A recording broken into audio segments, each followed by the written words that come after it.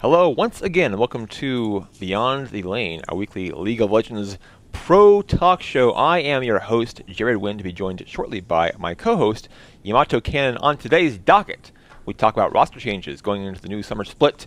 A lot of teams making a lot of moves with a lot of players.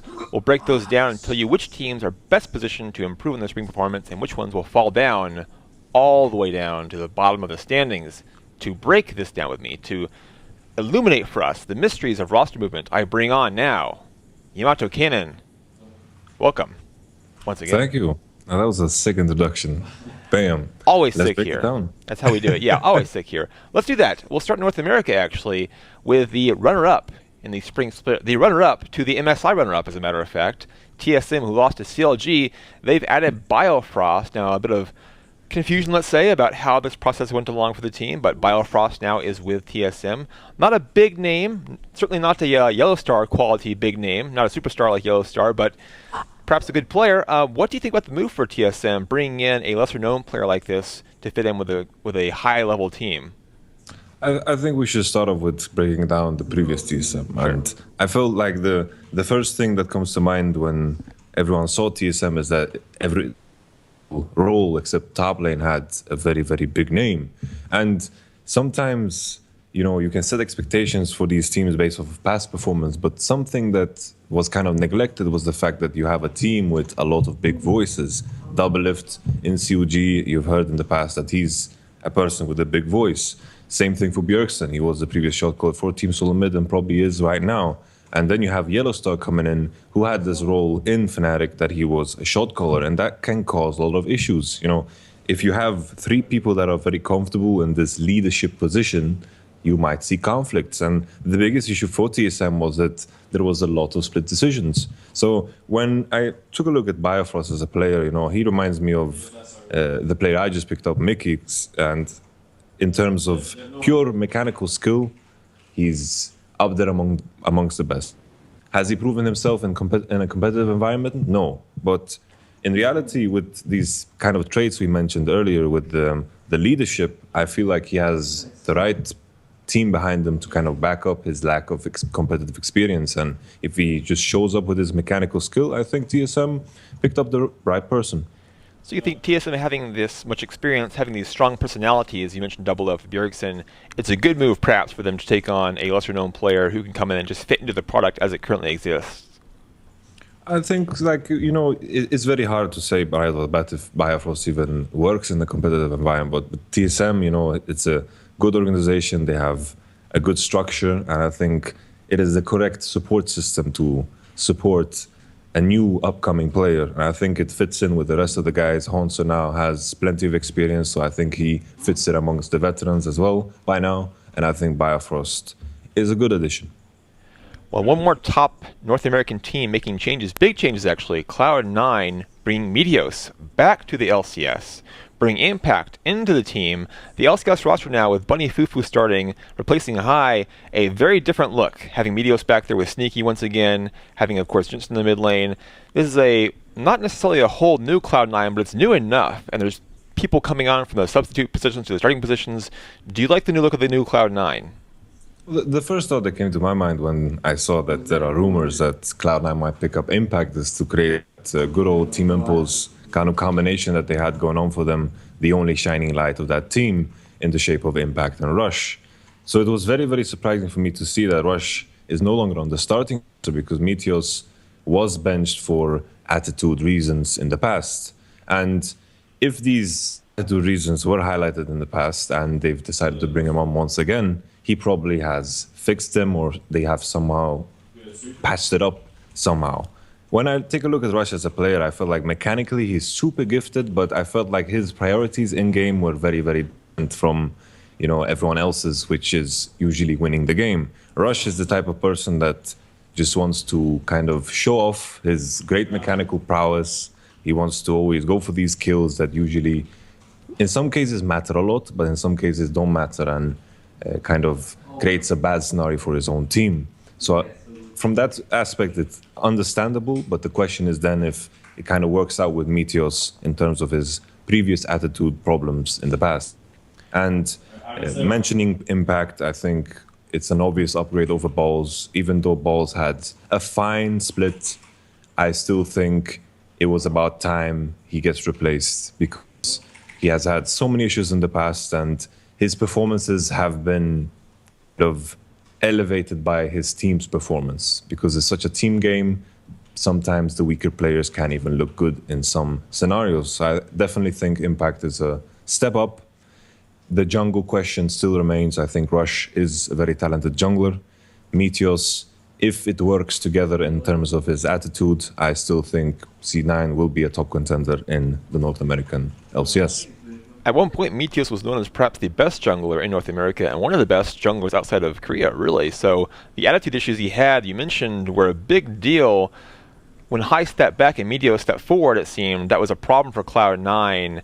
They seemed to struggle without High in the lineup at any time. When he came in for Bunny Fufor, for example, it was a big improvement for them, or big enough at least. Do you think this team can operate without High shot calling? Simple as that.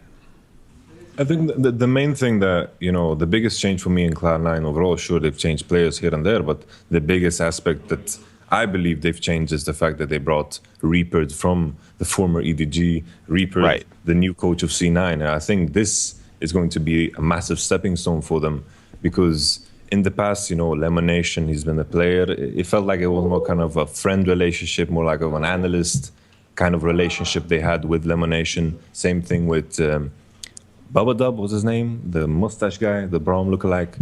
And it felt like it was more of an analyst thing. And I feel like Reaper, with his experience, he has won OGN, he has coached like EDG to titles like the Demacia Cup or, for example, an MSI.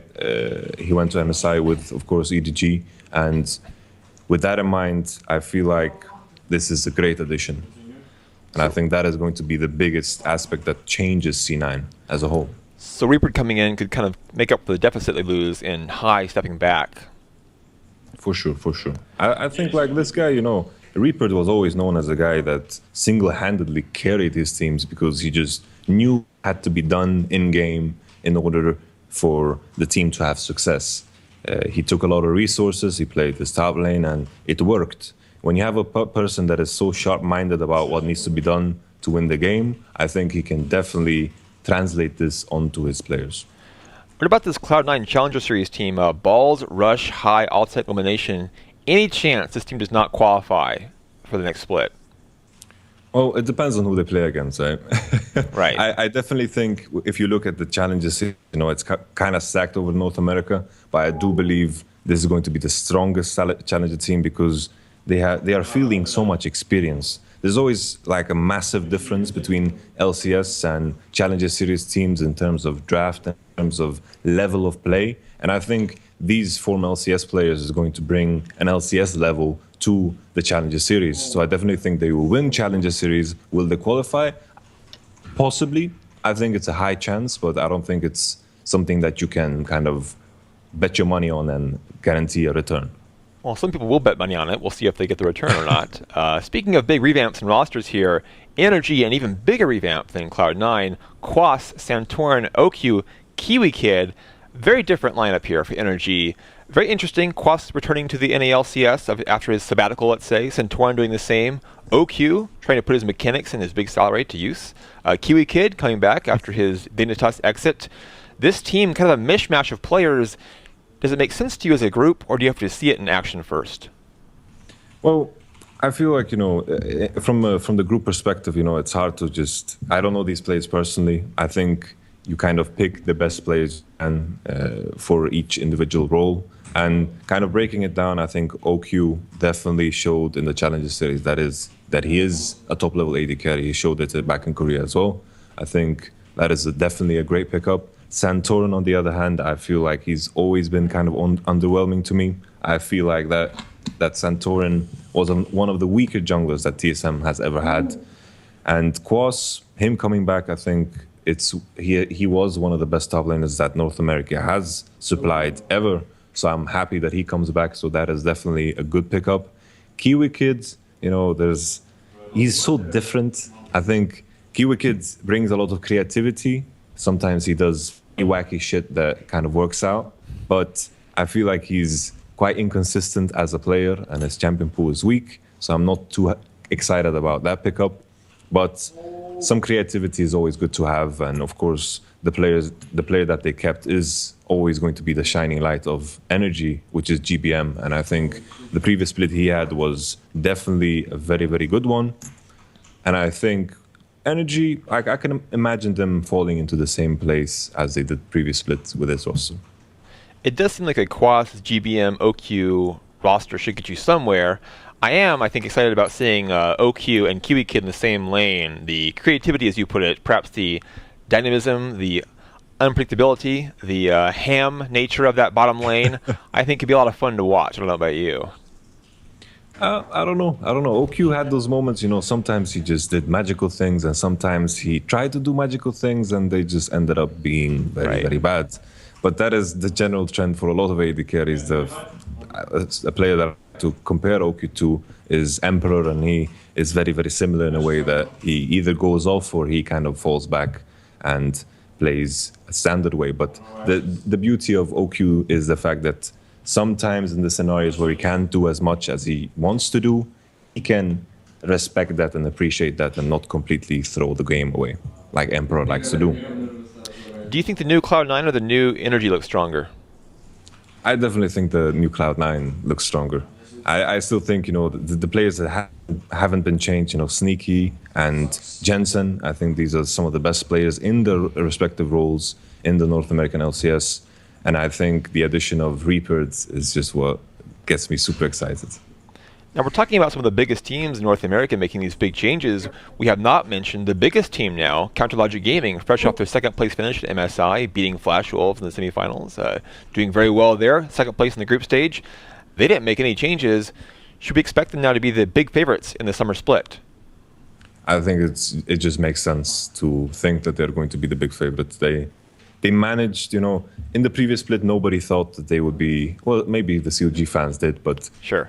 People didn't really imagine them being the team that beat Immortals. Like, of course, this is speaking from the start of the split when people saw the roster, they lost Doublelift, COG, they are going to go through a rough phase, but the rough phase wasn't there. And they are fielding the same roster, and now there are very, very high expectations for them, and I think they will maintain the level of consistency that they've showed in terms of their growth. So I'm thinking COG for sure the top contender when it comes to North America. Stixxay was looked at as a maybe a bottom half ADC, especially coming into the split. Do you think he now is looked at as one of the top ADCs in the region after MSI? For sure, definitely. I don't like to rate individual players because it's as an AD carry, you have this lane as a whole. Afrum and Stixxay together, I think, definitely is the strongest bot lane in North America. Right. And with that in mind, that is what matters in the end. And I still think Stixxay together with Afrum was going to, in most cases, outperform the rest of the AD carries. I think Aframu can make a lot of bottom lanes in the West look pretty good, as a matter of fact. He's not a bad support player from what I've seen, just, my intuition. I don't know if you agree with that. I would be stupid if I didn't. Yeah, he's pretty good. Going over to Europe now, we mentioned TSM replacing Yellowstar with Biofrost. Yellowstar's returned to Fnatic, like he never left, or perhaps a little bit different. We'll see how it works out. Do you think Fnatic's going to benefit from bringing Yellowstar back to the team? Is it a good thing to move there? Is it just a case of Yellowstar, maybe his light's going out a little bit? What's going on here with Fnatic and Yellowstar? So I do not quite think that Fnatic is instantly going to become the Fnatic that they used to be, because they don't have Huni and Reignover.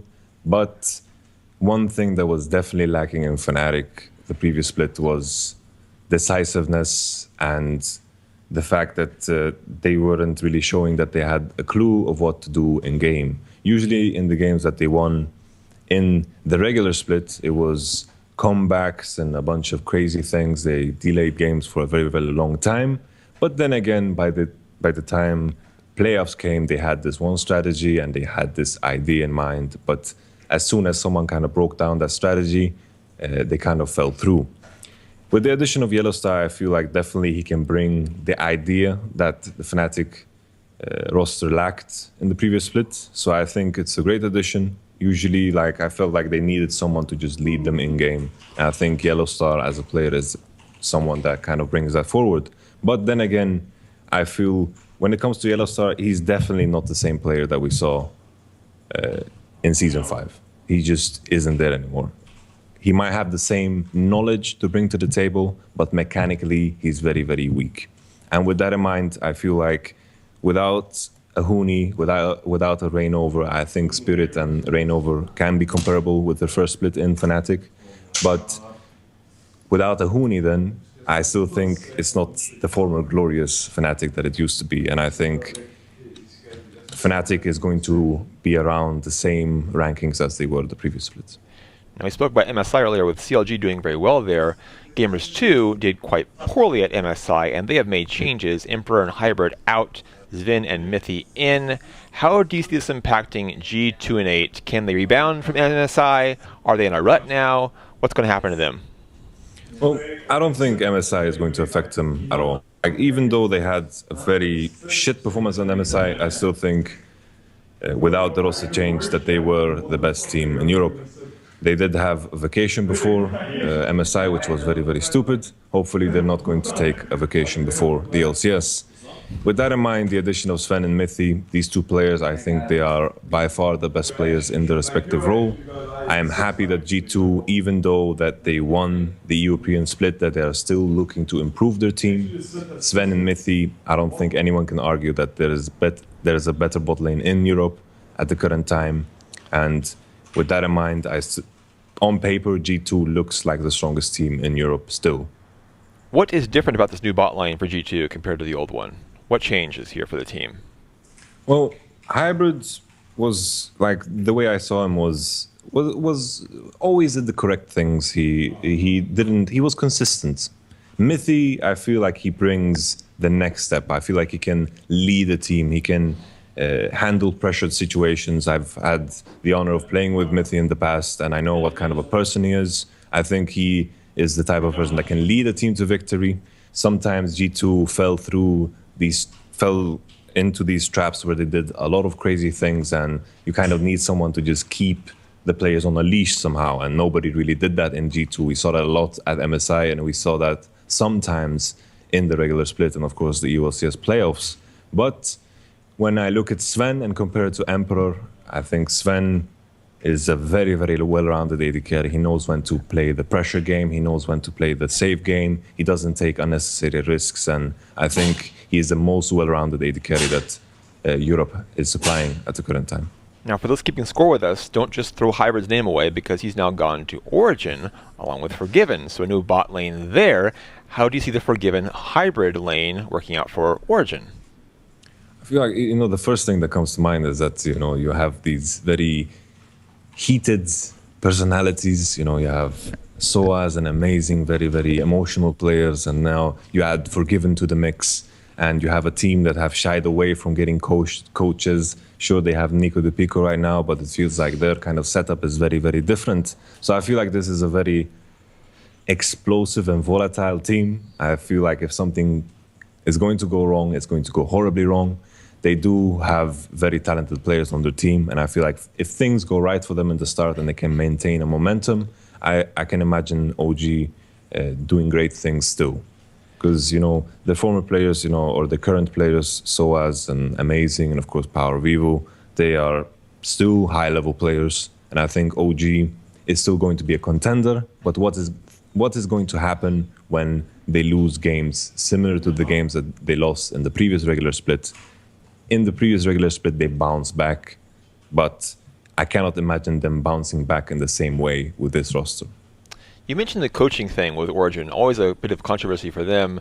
We talked about how previously CLG did so well at MSI in part because of the good coaching. We talked about how Reaper's going to be a big impact for Cloud9, no pun intended with a big impact there.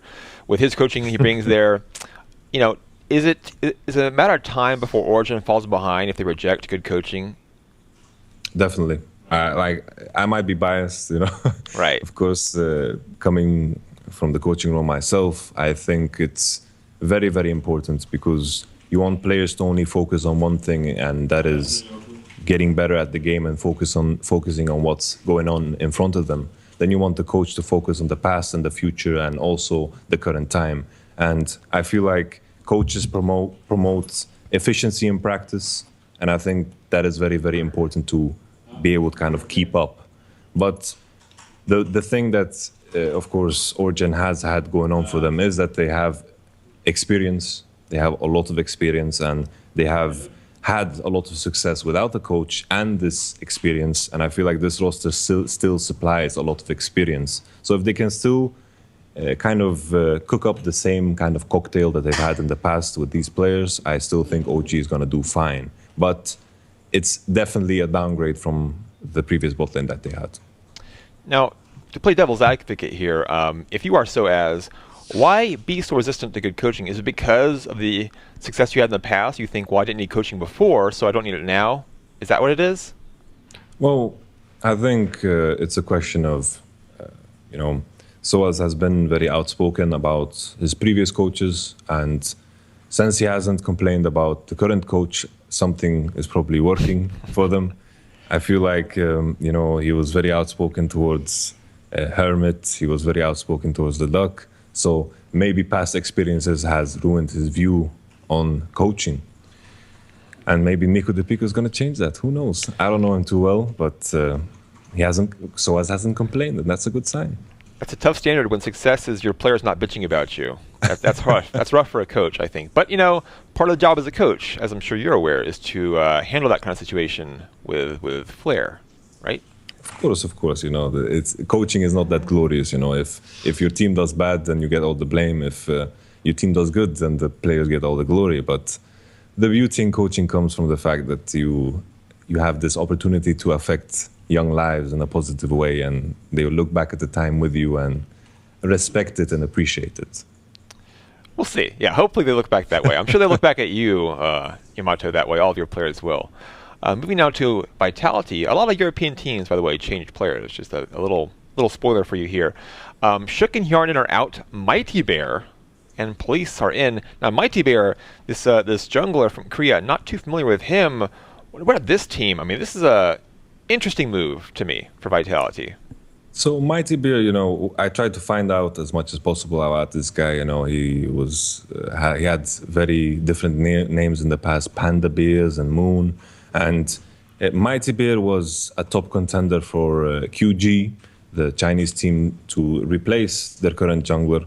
And he decided to go with Vitality instead. I spoke with their coach, and he's very, very happy with him so far. And I trust Sean's word. I know him very well personally, and I don't think he would lie to me. Maybe he would, because we play against him in the first week. But with that in mind, I do think, it's very, very hard to say with all of these Korean imports, because, everyone's hyping up Korea. But at one point, they can't supply endless talent. It's not a solution to all your problems to get Koreans. In this case, I do feel like they've picked up players that are kind of high profile in a way in terms of getting new players. And the fact that QG wanted Mighty Bear on the roster speaks a ton for him. And of course, their AD carry Police, he played in Apex. I think he was very, very underwhelming. If you compare him to the other Korean AD carries, he was very underwhelming on Ever as well, was then benched eventually. So I'm not too excited about Police. I don't think he's kind of superstar that is going to single-handedly carry a team to victory. But then again, with that in mind, it depends on how well Mighty Bear is going to show up in a competitive environment, because the only competitive experience I think he has is playing in the Challenger League of China, which is very competitive because China just has a bunch of money. So they just put a lot of money into the Challengers teams. It's just how it is. So it's very hard to say how they're going to kind of play this out. But it's also important to notice the reason Hjarnan no longer plays with Vitality is because he just wants to kind of take a break from the game. And they didn't replace him because they think Police is better. I think they just replaced him because they had to. And with that in mind, they had to kind of bring in another Korean because they're bringing in a Korean jungler. So maybe it wasn't the best possible option that they had at the current time. To your point about Korean players not always being the answer, it was CLG, a team lacking Korean players, who came second to the Korean team SKT ahead of Korean player-laden teams in the rest of the tournament. So not always the answer. Perhaps Mighty Bear is the answer here for Vitality. We will find out soon enough. And I think he might be lying to you. I mean, it is your first week matchup. It's week one. You'll find out soon, I guess. You'll find out soon if he's lying or not. If Mighty Bear just, bottoms out, he was fibbing a little bit. I'm coming for your Vitality.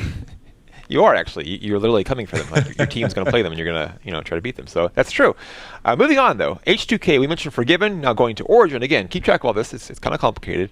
Forgiven going to Origin. So Freeze now comes to H2K. His North American sojourn is dead, like Renegades is dead. Freeze and H2K. A good move. I think it's a great move. We were speaking about high profile AD carries, and I bet Vitality, if they didn't have a Korean jungle, then they would definitely kind of aim out to get a player like Freeze. I think Freeze definitely was one of the better players on Renegades, if not the best player. I think Freeze mechanically is very, very good. Doesn't take too many risks when he doesn't need to. Very consistent, well-rounded AD carry. I like him. I think in terms of skill level, very comparable to Forgiven, but the one thing Freeze brings to the table, I think, is like there's been, always teams with Forgiven, it's very, very hard to blame him as a player because he does bring a lot of bad qualities, but his worse qualities are sometimes harder to cover up, and that is often his attitude. In the right team, Forgiven can be one of the best AD carries for sure, but in H2K, it just didn't work out. And I know for a fact in the past, coaching Vander and Jankos, I know what type of people they are, and I can kind of imagine how it kind of played out in terms of how these personalities kind of mashed together.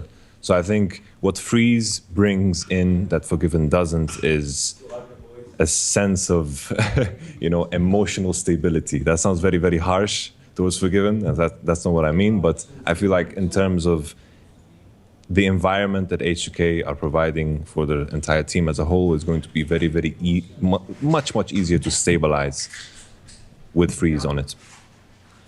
That would seem to make sense. I have to ask you now, going back to Forgiven with Origin, would you bet money on would you take the over/under on one split for Forgiven with Origin? You want to make a bet? Be honest. Yeah, I mean, I feel like it's the under. I feel like it's one split or less. I do. Yeah, I think it's going to be one split or less. Like I'm willing to put money on that. Yeah, well, we're on the same team, I guess. We can't bet against one another, but if someone watching wants to take that bet, we'll bet against you. Hit me up. Yeah, we'll do that. We'll go for that one. If you think Forgiven's going to last more than one split with Origin. Unicorns of Love, a big overhaul for them. This team has been difficult to predict ever since they made the LCS, ever since they had that crazy final with Fnatic, which Monte Cristo hated, even though we all had fun watching it, the rest of us. What do you think about this team? Just open answer there. I don't know what to think about them myself, Unicorns. A mystery as they ever are. I feel like UOL, the issue and the vibe I get from UOL is that it's an organization that players don't want to be in. I think it's more of a question of, I want to be in the LCS and I'll just take whatever I can. Right. And that is the general vibe I always get from UOL. They've picked up a couple of players, some of them that have played in the LCS. I think Veritas has played in the NA Challenges scene, if I remember correctly. Move on Gravity was very unimpressive to me. I think he was one of the most boring Korean imports to watch that I've ever seen in my life. Very, very underwhelming. And the one interesting player, the most interesting player for me out of the new ones is Exile. It's a player that I've seen him a lot in solo queue, a lot playing against the best players in solo queue, and it felt like he was always next in line to get into LCS. So I'm happy he gets this opportunity. He was like the 11th best picker in Europe somehow, and this is his opportunity to kind of come in and show himself off. And I think that is a great opportunity for him. I'm excited to see how much he grows. But of course, the two players that are still in UOL, Hilisang and of course, what is his name? The top laner. The top lane of UOL, let's just call him that for now. You're catching me on a spot as well. The top lane of UOL, they are the ones that kind of defined UOL always, because they've always been there. I think Hilisang is very interesting as a player because I think he's very different from other supports because he tries to do crazy things that are out of the basic norm. Usually, for example, let's say a map is divided in half and a team is expected to push on the other side of the map and the other team is expected to do the same on the other side of the map, a mirrored kind of fashion. But Hilisang likes to surprise and challenge this kind of mirrored scenario. and just winning it by the sheer force of surprise. So Hylissang, I think, as long as they keep Hylissang and their top laner, I still think UL is defined in the way they play. These three players, I don't think they are too exciting. I don't think UL are going to do much better than they did the previous splits. Before we get in trouble here, this is Chachi, the top laner. Vici Yeah, there we go. Chachi, Yeah, he's such a crazy name, Vici Chachi. You know, it's hard to pronounce and all. We should be able to remember it because it's so crazy. I know, right? It's a shame really the Unicorns have fallen into this rut of being like a shell LCS team where you just come to play in the LCS, because when they first came onto the scene, they were so interesting to watch. They had this very unique style. They played any kind of champion. They played Yorick. I mean, this was a really fun team to follow, and now it's just one of those sad LCS teams you play for if you have to and you don't want to watch them.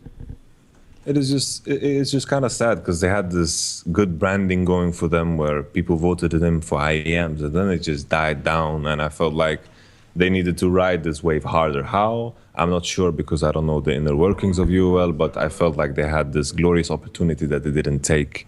And I felt, I've heard rumors about UL. This is not confirmed at all. This is just a rumor that they pay the players minimum amounts, and I don't think that is a way a team should operate if they want to go forward, because the players are the core of the team.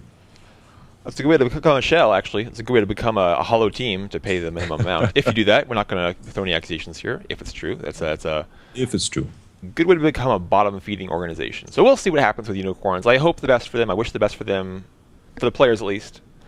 One more team to talk about here. You may know them. Splice actually made a couple of changes. What do you have to say? Yeah, what do you have to say, Yamato, for your own team going into the summer split? Well, we won't put you on the spot too hard here, but give us an idea of the thought process behind Splice's summer split composition.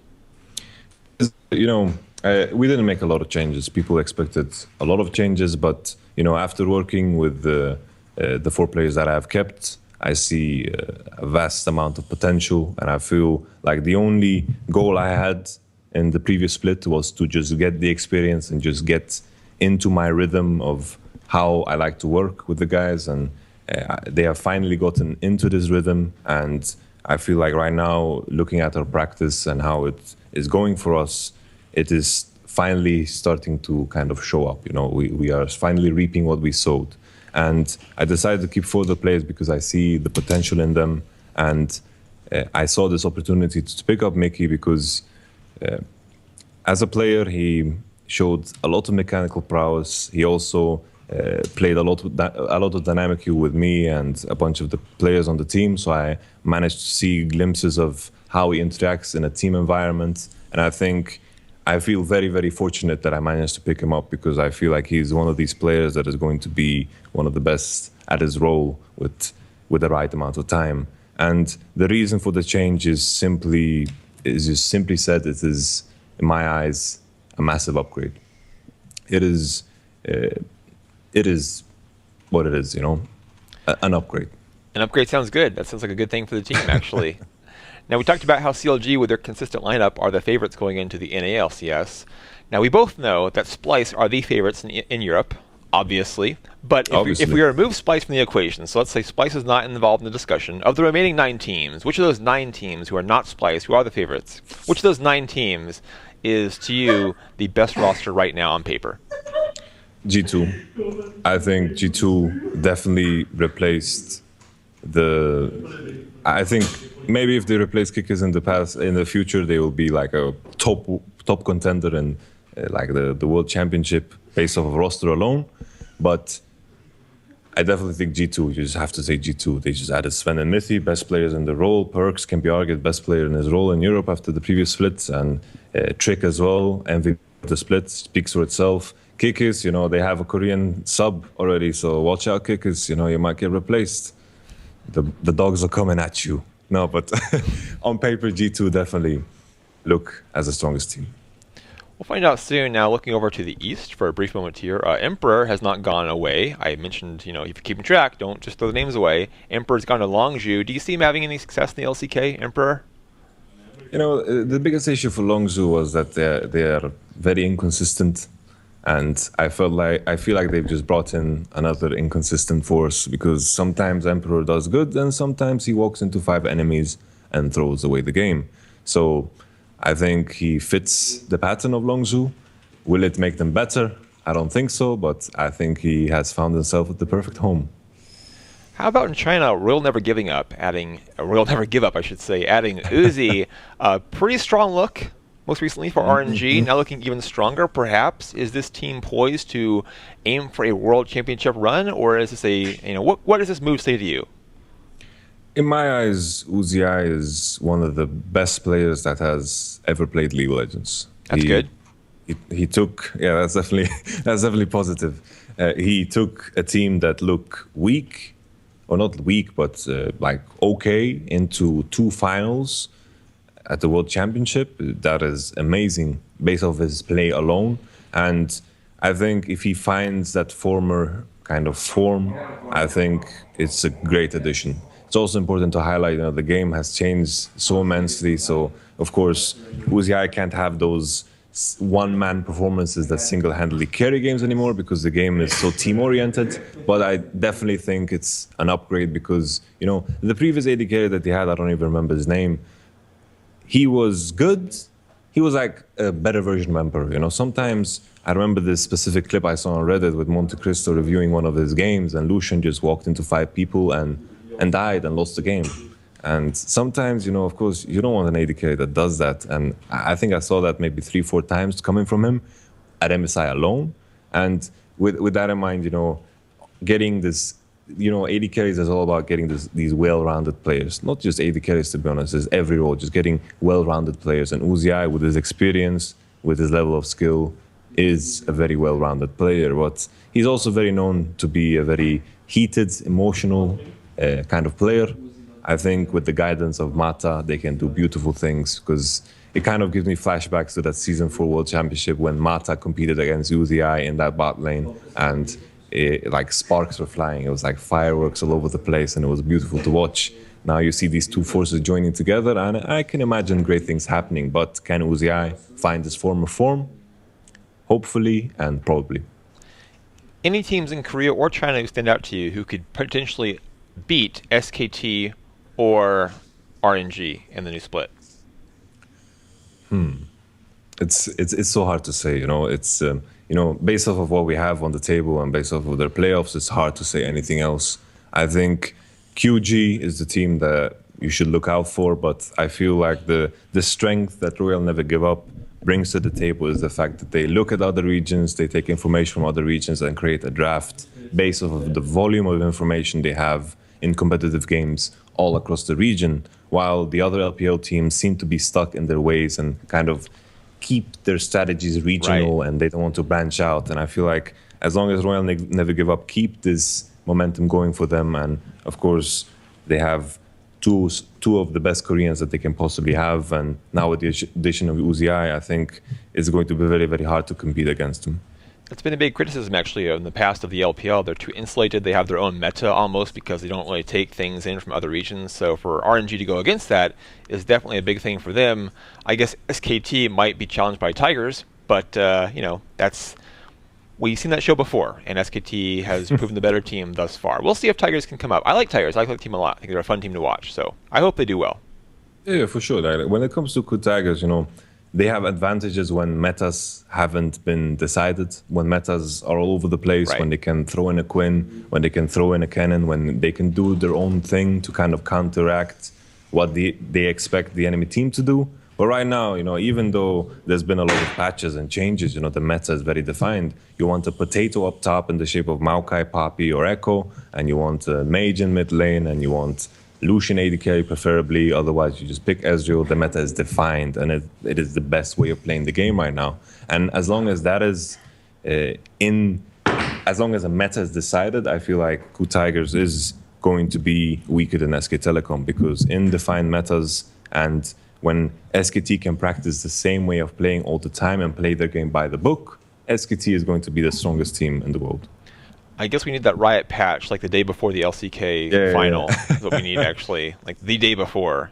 It's like even looking at Worlds, it's like SKT, sure, they figured out the patch eventually, but there was a lot of crazy things happening, and that was very positive for Tigers. They could throw in that Ashe, they could throw in the Cannon, and it worked out. But eventually, because World is such a long time and the time between the finals of course, your regional finals and worlds. Of course, a team like SKT is going to figure out the best way of playing the game, and that was the biggest difficulty for them at worlds. Of course, we did see that SKT is at least vulnerable at MSI. They lost 4 games in a row, I believe. That's not a great. That's a tough thing to do, actually, and still make the final and still win the whole tournament. But they managed that, so all credit to them. But they are beatable, at least in the best of 1. We'll see how that works in the best of 3 or 5 series moving forward for SK Telecom T1. You mentioned the meta, Yamato. Talking briefly about that. The Dragons have been changed now for a little while. We've seen it play out. You mentioned before you had to see it happen, see how it worked out. You've seen some Dragons now. What do you think about the Dragon changes thus far? Well, I like the fact that Dragons matter. They impact the game. There are some Drakes that are worse than others, and you neglect the Drake simply because it is an Air Drake or a Mountain Drake. Air Drake, the impact is very, very small. It doesn't even feel worth it to take a Drake over taking 6 CS in every lane. And the Mountain Drake is only good if you're in a position of power, and if you're winning, you usually just want a Drake that helps you win, other than taking a Drake that, oh, we're winning, we're going to win easier now. So with that in mind, there are 2 Drakes that I don't like too much. Sure, if they stack up, they matter. Of course, if you have 3 Mountain Drakes, all of a sudden you almost one-shot Baron. If you have 3 Air Drakes, all of a sudden you zoom across the map as if you have these hoverboards that and you see on Facebook all the time with these vines. Right. But with that in mind, the Drake changes are very positive. Even though sometimes there are useless Drakes, you gotta kill them, so better ones spawn if you have a team composition that is built around winning the early game very, very heavily. I like the fact that there is some emphasis on the Drake over just having tempo on the map all the time, because the biggest issue was that people gave up. You gave up too much tempo, too much momentum when it came to the pushes. If you're behind on the pushes, you're in a losing position. And if you did Drakes, you always ended up being in a losing position if the enemy team did the correct thing. So Drake was more of a thing like, we just killed 3 people on the enemy team. Let's push bottom, let's push mid, let's grab the Drake. It's right here, why not? There wasn't really any focus on it. Now, when we've scrimmed a lot, I feel like there is a clear emphasis on Drake. This is the time when we need to do Drake. It's an Infernal Drake, we need to set it up. There is emphasis on it, and there is a lot of fighting around the Drake, which is the one thing that has been lacking in the past. How about the Baron versus Elder Dragon comparison and the value there? Have you gotten a better feel for that?